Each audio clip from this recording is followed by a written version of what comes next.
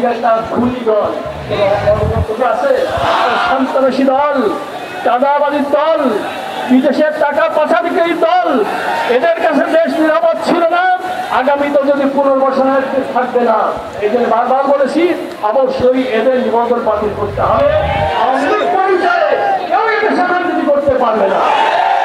আর যারা তাদেরকে পুনর্বাসনের চেষ্টা করছেন তাদেরকে সতর্ক করতে চাই, আপনাদের বিশ্বাসঘাতকতা এদেশের মানুষ মেনে নিবে না।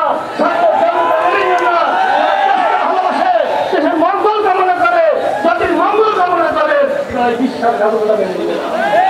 আর প্রশ্ন করতে মন চায়, সাবেক প্রেসিডেন্ট আব্দুল হামিদ সাহেব গাড়ি সাহেব গেলেন। শোনা যায়, বলা হয় যে উপরের মহলে সঙ্গীত তারা সিগন্যাল পেয়েছে, সবুজ সংকেত পেয়েছে।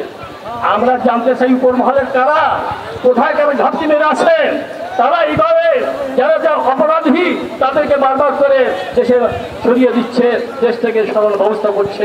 আমি মনে করি প্রত্যেকেরই বিচার হওয়া দরকার। যতদিন পর্যন্ত বিচার না হবে ততদিন পর্যন্ত এই শহীদের রক্তের সঙ্গে গাদ্দারি চলতে থাকবে, মুনাফিকি চলতে থাকবে। এই গাদ্দারি আমরা দেখতেও চাই না, করতেও চাই না, আর কাউকে তারা সুযোগ দিতে চাই না।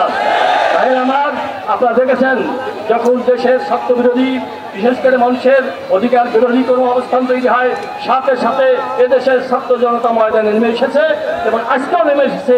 আগামীতেও যতদিন পর্যন্ত এই দাবি পূরণ না হবে, স্বৈরাচার যতদিন পর্যন্ত বিরুদ্ধ ঘোষণা না হবে, যতদিন পর্যন্ত আওয়ামী লীগকে বাতিল হিসেবে ঘোষণা না করা হবে, ততদিন পর্যন্ত সংগ্রাম চালিয়ে যেতে হবে।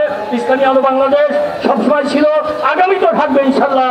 যে কোনো কর্মসূচি গ্রহণ করবেন ইনশাল্লাহ পাশে থাকবে।